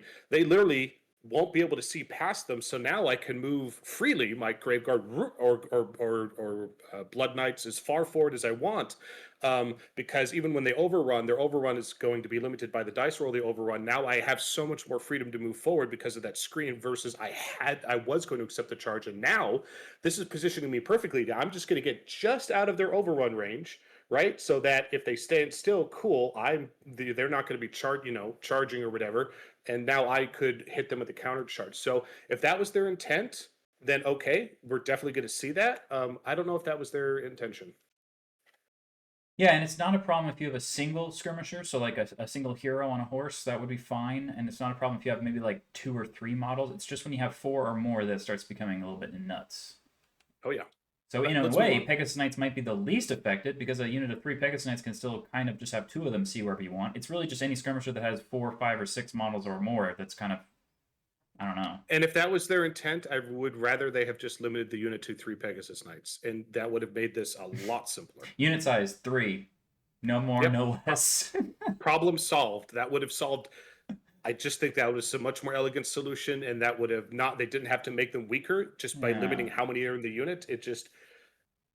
Anyway, I think there was a Okay, better way to solve it. so we've alluded to it before. Here's the rules for infantry that have changed dramatically, and I feel like this is almost warranting, a version 1.5 edition because I played my first Mm-hmm. game of this last night against my friends Demons of Nurgle. He had some plague bears. That 2 ranks of guys fighting is quite a lot. So I'm sure people have heard about this. So press of battle is that basically when infantry, unless if they have made a charge move, then they get to fight with a second rank, and that all counts as their same fighting rank. Which means that every file, like if they're 5 wide, they're going to get 2 guys that get to swing, which makes them on the same par as cavalry, who usually have 1 rider attack and 1 horse attack. And so in normal Warhammer Fantasy and everything previous 8th edition and Old World up until now, the problem was that then cavalry is more attacks dense per width than an infantry model. So an infantry unit will have 1 attack per, let's just say, 25 millimeter wide base, and a cavalry unit will have 2 attacks per 25 mil wide base, and that's just for just regular dudes. So how is the Mm-hmm. infantry ever going to swing at the a decent level? And then if you add on to the fact that the cavalry usually has barding, which means it has a 1 higher armor save as well, then you have 2 steps up on the other person. Well, now you have Mm-hmm. 2 ranks that can fight.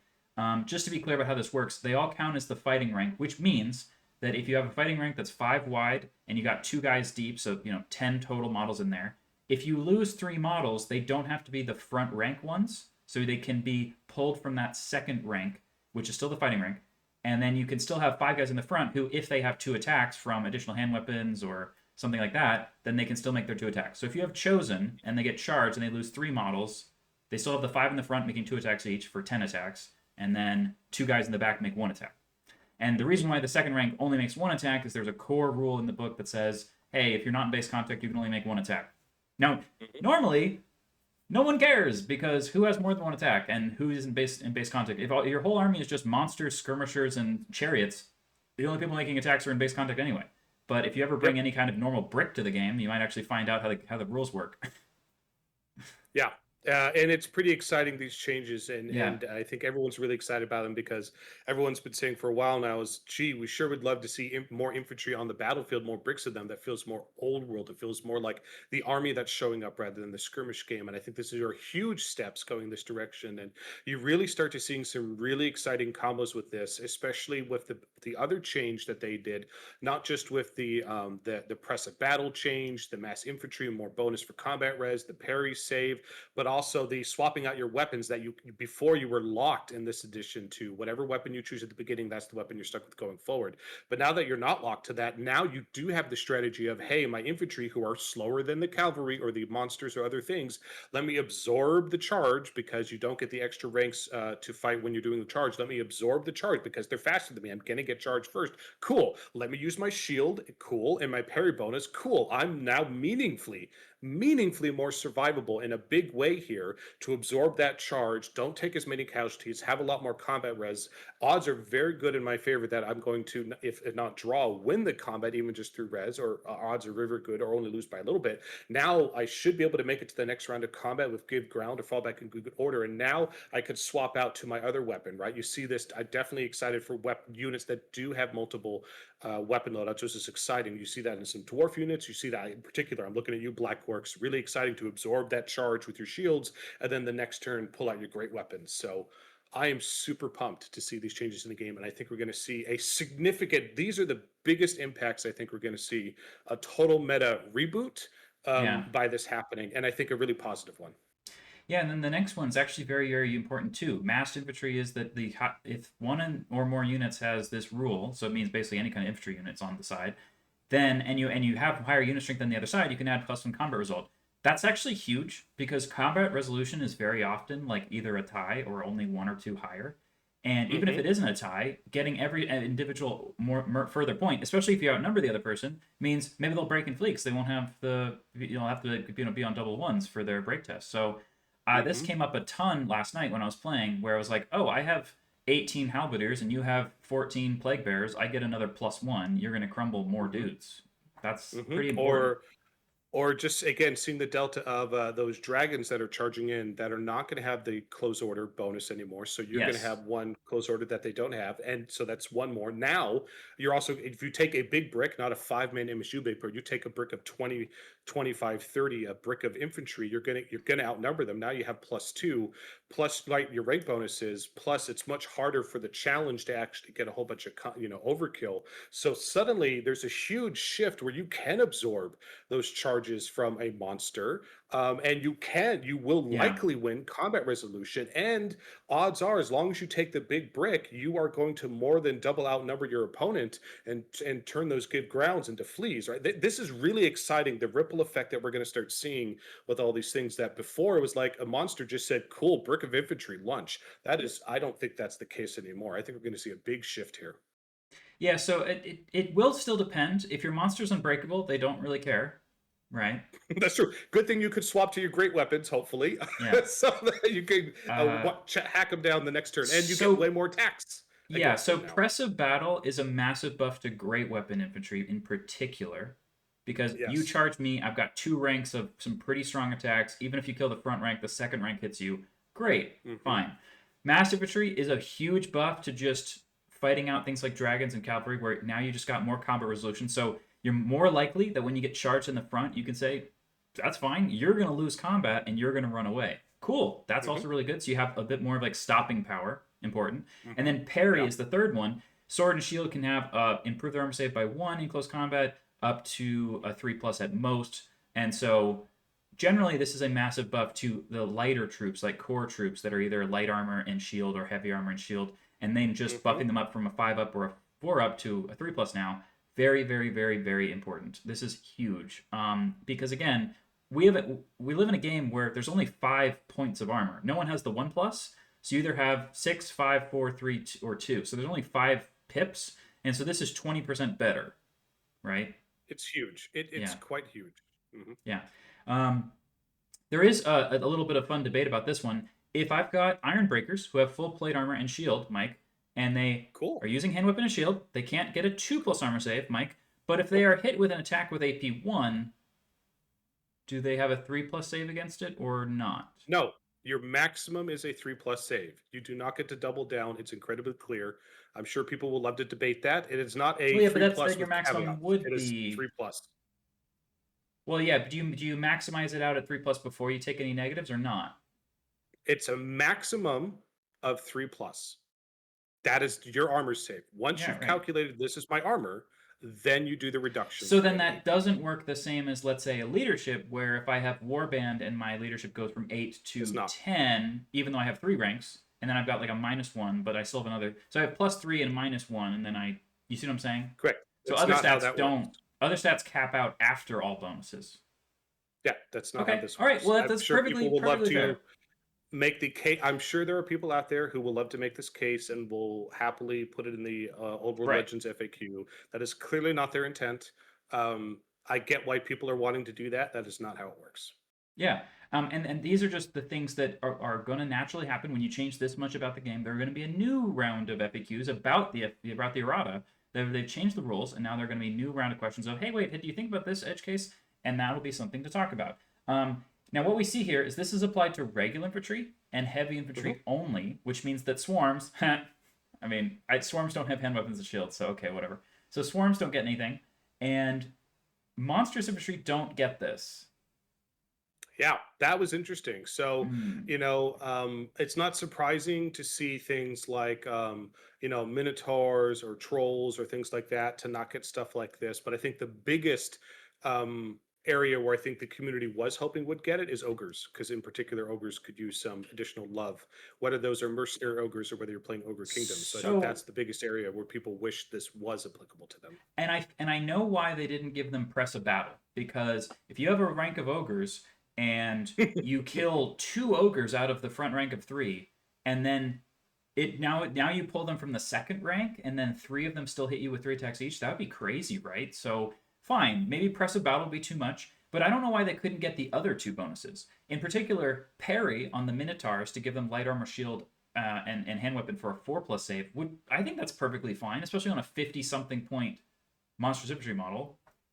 Hmm. And then we've Yeah, got massed infantry, where do they need to not have that? If they have higher unit strength made out of monstrous infantry, couldn't they potentially get this? So I kind of wish it said, oh, monster infantry get parry and massed infantry, but not the first one.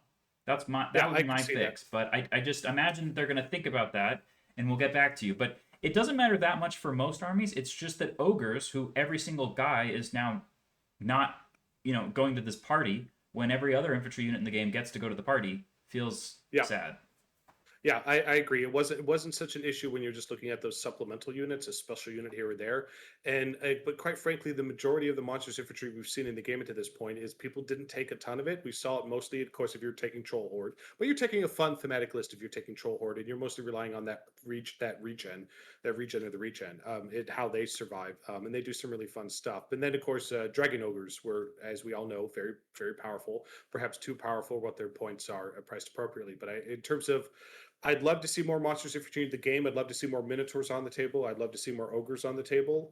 I think this was a missed opportunity, Yeah. to your point, Evan, where they could have given them some, not necessarily all the rules. In particular, I'd love to see those units get some of these, because while I think everyone is so excited to see the basic infantry, like, oh my goodness, they might be very meaningful, and this will shake up the whole game in a really fun, exciting way. That is not applicable to the monstrous infantry, and I think they should give them a second look. Hopefully, they will in the future, and hopefully, some of these could be applicable to them going forward. Okay, so then we have one change here, which just addresses people who are absolute river trolls who live under a bridge. We're doing, which is, oh, I can freely pivot my war machine after firing, so that I can be next to a wood, pivot into the wood to shoot you, and then pivot back to be behind the wood again. I think you can freely slap your opponent if they do that. Well, let's not encourage violence or slapping. That This being game is all said, about and violence, Mike. well, violence in the abstract form is fine, not in the real form. That being said, yes, there are different communities will play the game in different ways, and there certainly are communities out there who want to play the game to every potential advantage they see in their rule set. And it's not about necessarily saying they're right or wrong. I think where we typically run into is when you have people who play the games in very different ways, whether you're very casual, friendly, inviting, rules by intent type of community versus you are a play it raw, super raw, and everyone in your area is playing that way, and that's fine. But the problem is when those communities overlap. So it's not that those are trolls per se, but that is how some of the communities play it that way. And yes, there are people who really, just as there are people who enjoy painting and hobbying, and there are people who enjoy, hanging out with their friends. There are people who love to find all the flaws in the way the rules writers have written the rules in terms of letter of the law, and they enjoy that. It's not necessarily healthy for the community. We very much encourage growing the community, being inviting, being a friendly space, and so that's the main thing. Is we believe in playing rules by intent. What is the fun interpretation of this for both you and your opponent? That is how we always view it. That's how we encourage other communities to view it. So, that being said, sometimes adding these FAQs definitely help in some of those situations. Okay, so now we have a pretty important change for enemy shooting. So a character cannot be targeted only if they join a unit that is the same type as them. So if you take Tomb King's characters on chariots and stick them in infantry units, they can now just be shot at as if they were just standing there. So you can fire Hmm. cannonballs at them, you can fire magic missiles at them. They are just they're not part of the same unit in terms of being shot at anymore. And they can't have a lookout sir Weird. because the lookout sir says you have to have 5 rank and file models of the same type as you. Hmm.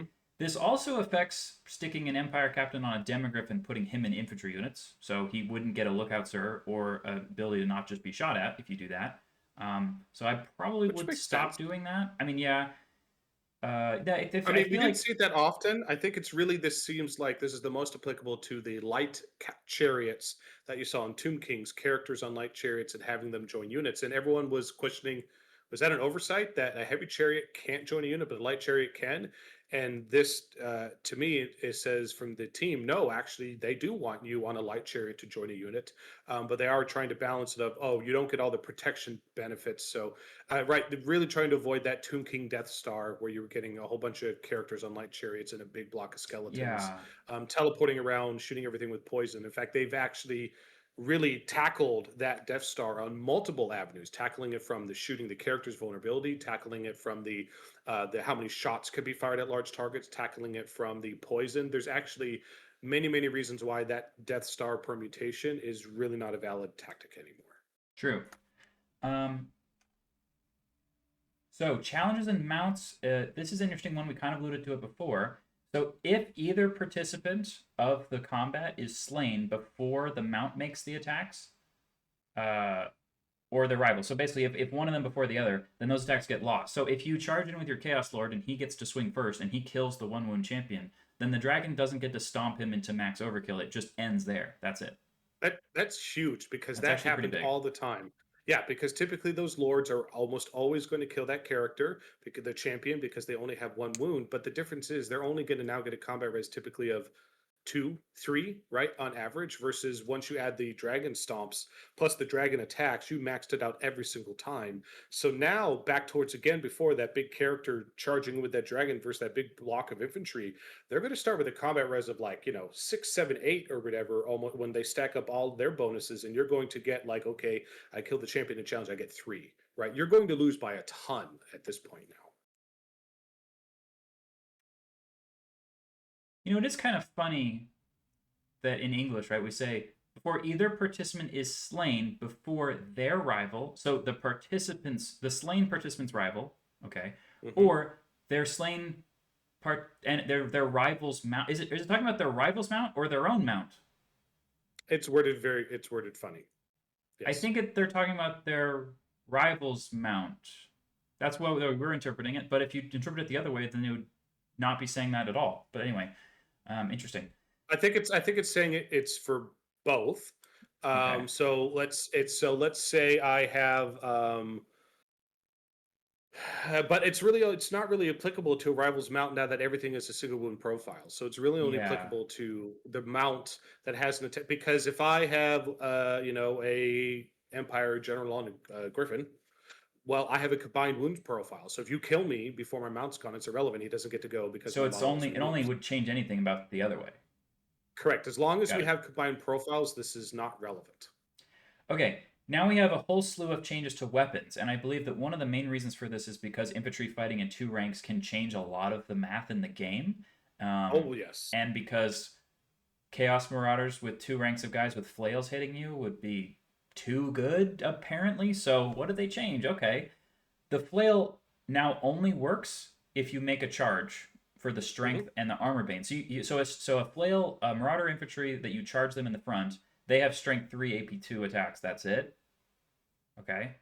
It used to be strength 5 for the first. It used to be first round of combat. You just got to have the strength bonus, but now you only get to use it against somebody you charge, which means you have to make a charge with them to actually get the strength bonus at all. Yeah, and you're going to see that Kind of repeated different. here. And they had it in other rules, like a lot of things are only on the charge do you get it. It's like they did that with Frenzy too. Frenzy Yeah, benefits yeah. are only on the charge now. So the clearly they made a significant update here that there are benefits when you charge. Yes. We've seen that across many things that before worked just fine if you got charged, and that's no Well, longer true. and you know what? It came up a lot last night when I was playing. We had infantry units kind of facing off against each other, and the question was, well, hey, wait a second. Why would I want to make the charge against you where you're going to have two ranks and I'm only going to have one? And first of all, Mm. I think that's a perfectly interesting situation where there might end up being a deadlock. But also, secondarily to that, we have situations like Frenzy, Furious Charge, Flails, for example, where Mhm. now there's bonuses that only happen when you charge. So Yeah, maybe there's more reason for infantry to, risk making the long charge or to declare that charge even yeah, though only one infantry rank standoff, fights. Evan. Yeah. You have your brick of infantry, and I have a frenzied unit that has flails. Come on in, right? I'm going to get to attack with two ranks and frenzied and my flail bonuses. I want to be charged in every situation now. I believe we saw this big flip everywhere towards these things only occur on charging, so that there is the incentive of being charged as you get your max both ranks to fight. The incentive of doing the charging is you get all your weapon and additional attack um, bonuses to Yeah. triggers. So right, otherwise Yeah. there would be no why it would be actually be really bad to charge. We still want charging to be you should still have the edge when charging. So I think that's why we're seeing all of these flips to charge Yeah. specific rules. Otherwise, why would you ever charge? And you'd be like, we're just going to sit here because no one wants to charge each other. So they did the same thing to Morning Stars, although very, very, very few things in the entire game can get Morning Stars. I think that a Very Bretonian few. paladin on foot can take one. Okay. It's very few. Yeah, nothing really has that. So I really wish that ogres actually had Morning Stars. I think it'd be kind of fun. But anyway, that's a different topic. Um, Halberds were changed, and it's only a buff. It's just that if you charge and you have a halberd, you get AP2 instead of AP1. And remember, a lot of infantry is having a better pip of armor save now. So if I've got a bunch of halberdiers facing off against a bunch of like sword and shield, let's just say chaos warriors, well Mhm. now it actually kind of gives me a reason to potentially want to charge you, especially if I get that extra AP on my attack. That's Yep. cool. I like this. And we want to see it'd be good to see more units taking Hellberts in the game, and we haven't been seeing Yeah. that a whole bunch. In fact, quite frankly, we've just been seeing either, for the most part, everyone tries to take great weapons, and if they don't have great weapons, you try to not take the unit and take cavalry or something else. Well, So I think or that flails. I think flails were came or up a lot flails. because of the way fallback and good order and give ground worked. The first round of combat was like every round of combat. So flails were just +2 strength every single time ever. It was really powerful. Yeah. Yes. So that since the first round of combat was every round of combat, fine. But now it's actually really interesting that I've got an impetuous unit of flagellants who have flails, and if they make a charge, they have furious charge and strength 5 AP2 attacks, right? With hatred. But if you charge them, they have strength 3 AP2 with one attack each. Yep. Some say So flagellants. I say fat flagellants. So either way, tomato, yeah. tomato. So we also have the change to the lance. Now the only thing that's different about the lance is the wording. You can only use it against models that you charge. So if you declare like if you do an overrun move after like you charge in, kill a unit, cool. You overrun into someone, you count as charging that unit you just charged, right? But that combat doesn't happen yet. So then during the enemy's turn, they say, oh no, you charge into me. And they send a different unit, like a chariot, let's say, into the flank of that Sure. unit of knights. Great. Hmm. Well, it was unclear, right, whether or not you could use the lance bonus against the thing that just came into your flank against you, right? Yep. And now they've clarified and limited it to only against the unit that you count as charging. So only against the first unit, the one you overran into, can you use your lance. And the thing that showed up, beside you and charged you in the flank, well, you can't use a lance against it. Yep, which feels totally appropriate and It's much fine. better, and I'm glad they added that clarification. Yeah, I think some people describe it as like the lance backwards problem, where I'm running this way and I'm stabbing a lance behind myself. Hmm. Yep, and again, that's part of the challenge when the rules raw, right? We need to play thousands and thousands of games to identify these situations and to iterate on the game, which is what they're doing. Right. So they've changed the maximum armor value you can ever get, and they want to make sure. And if there was confusion about this, people were wondering, "Hey, can I get 1+ armor save?" Because before they were talking about armor saves only being limited by like individual items. Like this item says, "Oh, you can improve your armor save by 1 to a maximum of 2+," and they put it on individual items, and some of the items had forgotten about it. They Why? I don't did. know. But now there's a global rule: infantry and cavalry can have a 2+ at best, and all the other unit types can only have a 3+. So good. So happy to see this change. Evan, why is this so, what does this affect so much? So you can't have a 2+ save, toughness 6 dragon riding monster. Ah, thank goodness. Ah, so much better And for the in game. particular, you can only ever get that anyway if your faction had access to some item that said, "Hey, your armor save is 1 better than normal," which was very A annoying when lot. it's a 10-point item or something that only some factions had and other ones didn't. Hmm. Yeah. Yep. It just doesn't feel good. So again, that's the biggest effect here. It will affect other things, of course, but the biggest thing is that triple save lord on a big old beastie dragon who would have I have a 2 up and then a 4 up or 5 up ward and then a 5 up regen. Very, very difficult and challenging, and it became very binary. Most units could not statistically ever do anything to it. It was, on a hope and a prayer, you do 1 wound, and it sounds silly to go the one difference, but again, the multiple difference changes to infantry, in the Yeah. match play guide, limiting it to 500 points in a 2,000 point game on that character. Like all of these things are really stacking up. That don't get me wrong, dragons are still really good, and we're still going to see lots and lots of dragons out there. But there absolutely are more scenarios where they don't just automatically win anymore, and there are more things now that you're going to be able to chip away damage at it easier. Yeah, the challenge one is one of the biggest because when you combine all of the combat res bonuses that a unit of infantry has with the fact that now they don't max out the overkill most of the Hmm. time, that's actually really really big. And It is. then when the infantry wins by 2 or 3 combat res and the dragon is outnumbered 2 to 1, it actually just has a Hmm. break check on like a leadership 6 to not just break and flee. So interesting. It's actually going to be a pretty big deal that if you want to send a dragon into something to kill stuff, cool, but you're going to have to send some other guys in there with them. Which is good. That's what we want. Fair enough. Um, they changed dead or fled. Now, we've been kind of playing this way, at least with monsters for a while, that if it's under 25% of its unit strength at the end of the game, or if its unit strength was wounds, so that's basically just monsters only, under Hmm. 20% of its wounds, you get 50% of the victory points, which it used to be under 25 gave you 25. So if a unit that was worth 300 victory points or 300 points to bring to the table was reduced to like 3 guys left, but they're not running away, you used to only get 75 points. That's Yeah, it. well, the biggest change, right, is that it affects its starting wounds. That's the biggest change here. We had already been Yeah. doing this in our Oldwood Legends community in terms of our scoring because it just felt really bad. Hey, I got your Chaos Lord on a dragon that's an 800-point model down to 1 wound. Oh, I get 0 points. Oh, that seems fun.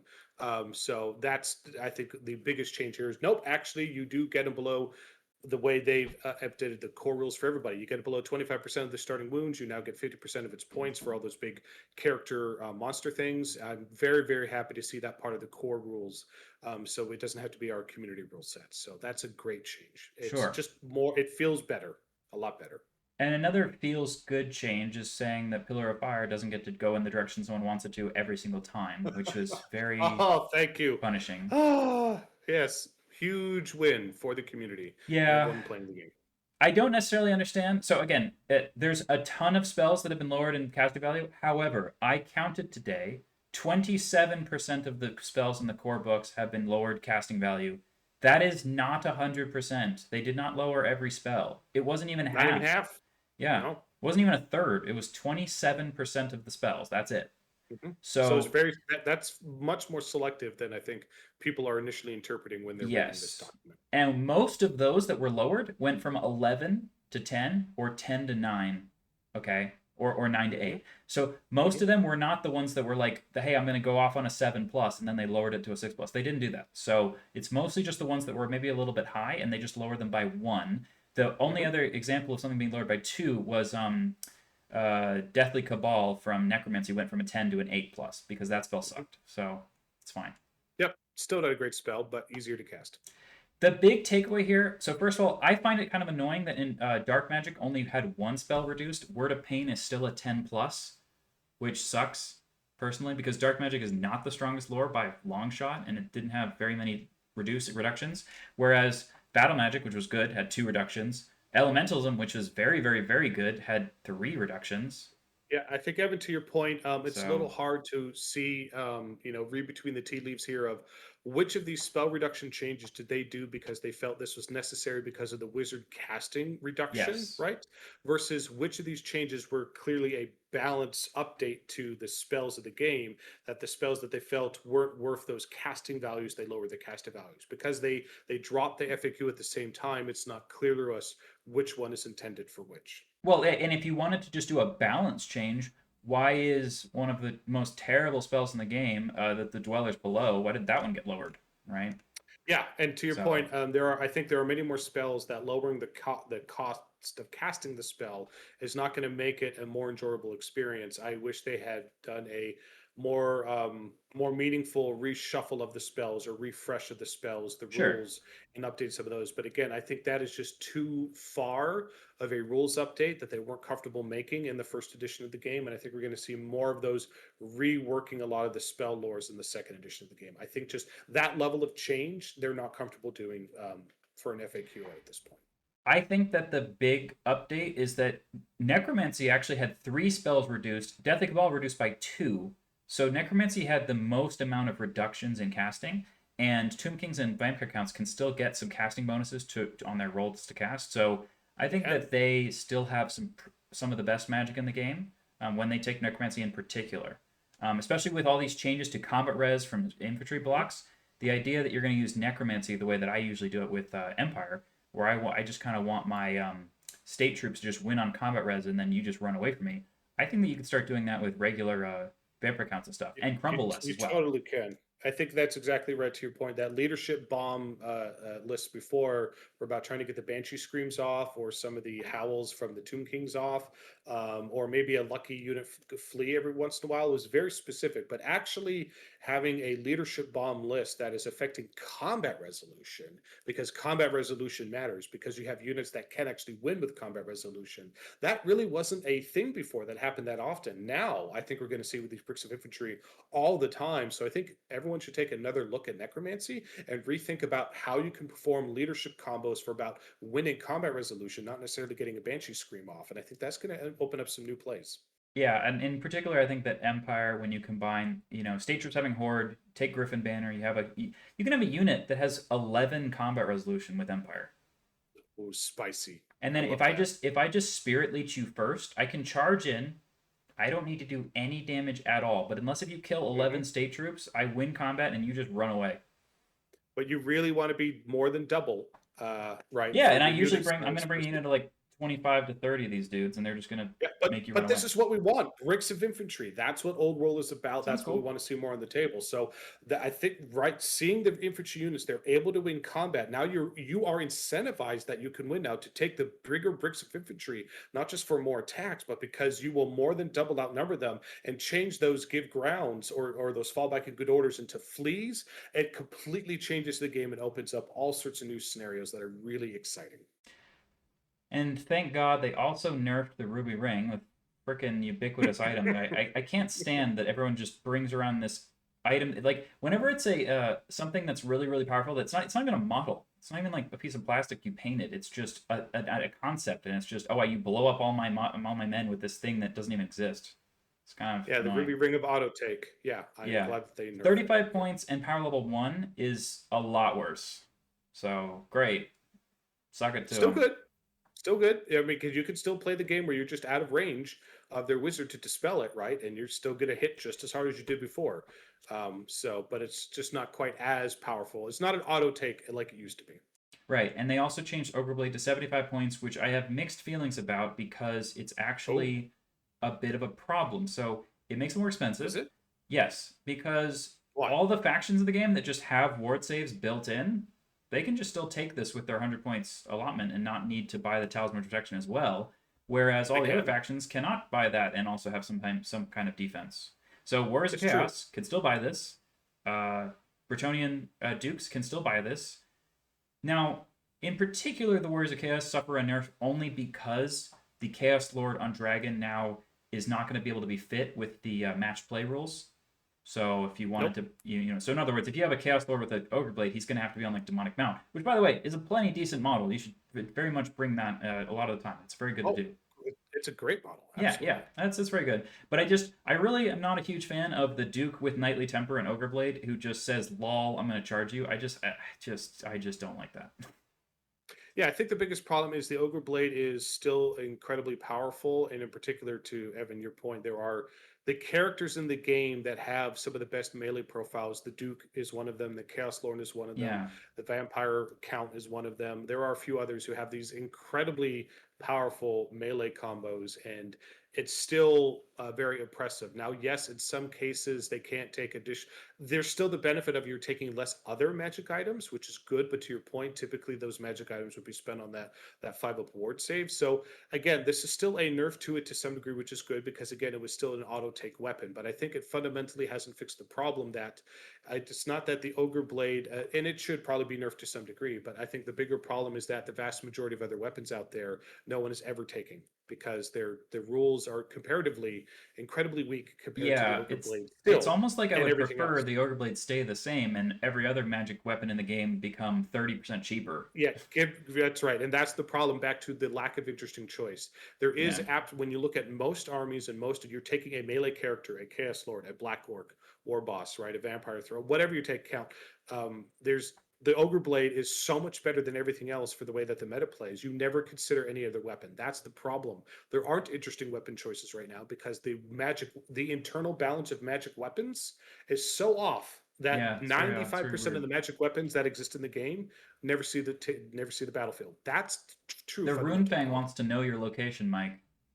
Yep. So it makes me sad. So I still think this was better for the game, but I think we need a fundamental reevaluation of the magic weapons. But again, back to my point on the magic spells, I think that is too big of an overhaul of all of the items in the game. They're not willing to do it for this first edition of the game. I think we're going to have to wait to edition 2 before we see something like that happen.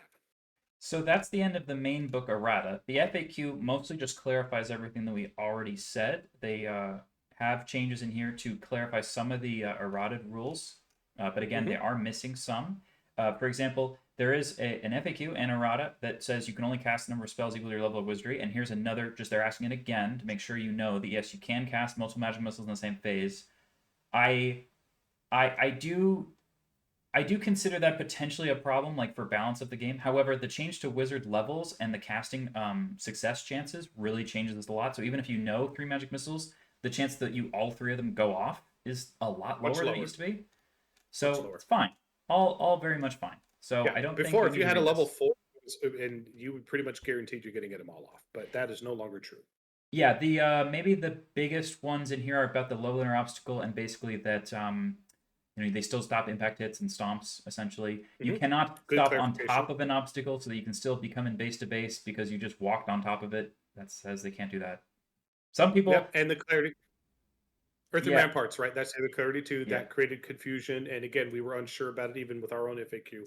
So they made it very, very clear right now. Nope, you cannot do your stumps. You know what's funny is I'm pretty sure that this specific question refers to a solution that Squarebase was suggesting a while ago, which was that if you have enough movement to just move on top of the obstacle, you move on top of it, and then you're just in base contact anyway.